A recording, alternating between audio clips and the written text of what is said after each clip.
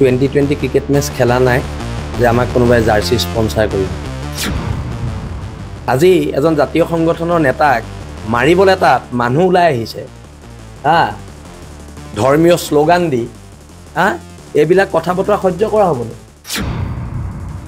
হিন্দু বাংলাদেশী যেতিয়া আমি বিৰোধ কৰোঁ, আমি খুব ভাল জাতীয়তাবাদী মানুহ।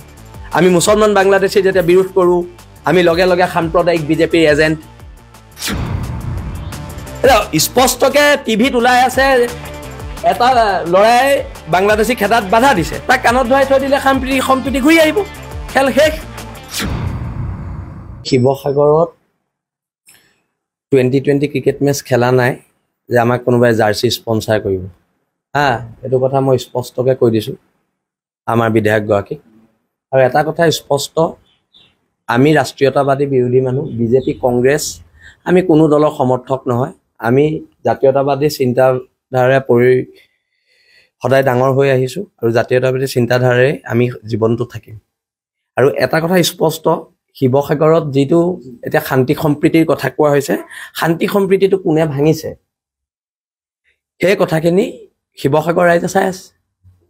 এতিয়া আমিও দিম খিলঞ্জীয়াৰ ৰণসংকাৰ শিৱসাগৰৰ পৰা। কাইলৈ ডেট ঠিক কৰা হ'ব। যুঁজলতো আমিও সাজু, সেইটো কথা কালিও কোৱা হৈছে, আজিও কৈছোঁ। আৰু এটা কথা স্পষ্ট, শান্তি সম্প্ৰীতি কেৱল আমি বৰ্তাই নাৰাখোঁ। শান্তি সম্প্ৰীতি আজি এজন জাতীয় সংগঠনৰ নেতাক মাৰিবলৈ তাত মানুহ ওলাই আহিছে, ধৰ্মীয় শ্লোগান দি, এইবিলাক কথা বতৰা সহ্য কৰা হ'ব নেকি? মোৰ চিতু বৰুৱাৰ লগত মতবিৰোধ আছে, কিন্তু খিলঞ্জীয়া হিচাপে মই সদায় চিতু বৰুৱাৰ পক্ষত মই থিয় দিম। আজি কাৰোবাৰ লগত মতবিৰোধ থাকিব পাৰে, কিন্তু বসন্ত গগৈ পক্ষত যদি বসন্ত গগৈ বিপদ হয়, আমি একগোট হ'ম। আৰু একগোট হ'ব, শিৱসাগৰৰ সমূহ জাতীয় দল সংগঠন একগোট হ'ব। আৰু কোনখিনি হ'ব? যিখিনি গণভিত্তি আছে তেওঁলোক একগোট হ'ব। কাৰোবাৰ সংগঠনত অকল নিজেই প্ৰেচিডেণ্ট, নিজেই ছেক্ৰেটাৰী, সেনেকুৱা সংগঠন নালাগে আমাক। গণভিত্তি থকা সংগঠন একলগ হ'ব। আৰু সেইকাৰণে আমি এখন ঐক্যবদ্ধ সংগ্ৰাম কৰিম খিলঞ্জীয়া মানুহৰ প্ৰভুত্ব ৰক্ষা। এই এমুঠিমান মানুহ আছোঁ, আমাক এতিয়া মাৰি পেলাব লৈছে। আমাক মাৰিছেই অলৰেডিতো মাৰিছে না। খিলঞ্জীয়া মানুহক সন্দেহযুক্ত মানুহখিনিয়ে মাৰা নাই জানো? অসম পুলিচক মাৰি মূৰ ফালি দিছে। তাৰপিছত আকৌ ইয়াত ধৰ্ম নিৰপেক্ষতাৰ কথা আহে। হিন্দু বাংলাদেশী যেতিয়া আমি বিৰোধ কৰোঁ, আমি খুব ভাল জাতীয়তাবাদী মানুহ। আমি মুছলমান বাংলাদেশী যেতিয়া বিৰোধ কৰোঁ, আমি লগে লগে সাম্প্ৰদায়িক বিজেপিৰ এজেণ্ট।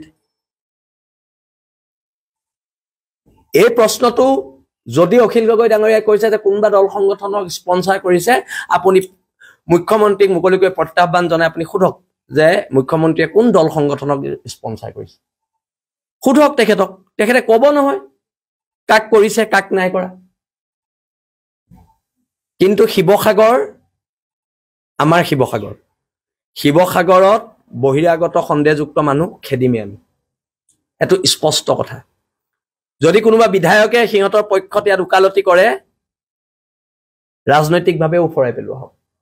শিৱসাগৰ খিলঞ্জীয়া মানুহৰ ঠাই। আৰু এটা কথা মই একদম স্পষ্টকৈ কৈ দিওঁ দেই, ইয়াত শিৱদৌলৰ বিশালতাই কথা কয়, ইয়াত বৰপুখুৰীৰ সৌন্দৰ্যই কথা কয়, ইয়াত ৰংঘৰৰ ঐতিহ্যই কথা কয়। ইয়াত বাংলাদেশী ৰক্ষকৰ কথা শিৱসাগৰৰ খিলঞ্জীয়া জনগণে নুশুনে। বাংলাদেশী ৰক্ষকৰ কথা খিলঞ্জীয়া জনগণে ইয়াত নুশুনে। আজি এখন নাগৰিক সভা পতা আছে শিৱসাগৰত, শান্তি সম্প্ৰীতি অটুট ৰখাৰ ক্ষেত্ৰত। মই গুৱাহাটী যাওঁ, মোৰ নাগৰিক সভালৈ যোৱাৰ সময় নাই। আৰু এতিয়া এটা কথা আমি স্পষ্টকৈ কৈ দিছোঁ, শান্তি সম্প্ৰীতি যোনে বিঘ্নিত কৰিছে সেইকেইটাক কাণত ধৰাই দিয়ক, শান্তি সম্প্ৰীতি নিজে ঘূৰি আহিব। নহ'লে আমি কাণত ধৰালে কথাবোৰ বেয়া হ'ব। এইবোৰ মিটিং কৰি শান্তি সম্প্ৰীতি আনে? শান্তি সম্প্ৰীতি মিটিঙৰ যোগেদি আহে নেকি? যিকেইটা বেয়া কাম কৰিছে, জাতীয় সংগঠনৰ নেতাক আমাৰ শিৱসাগৰৰ দল সংগঠনক পিটিম বুলি কৈছে, তাক কাণত ধৰাই থ'লে শান্তি সম্প্ৰীতি ঘূৰি আহিব। আকৌ মিটিং পাতি কি হয় শান্তি সম্প্ৰীতি? হয়নে নহয়?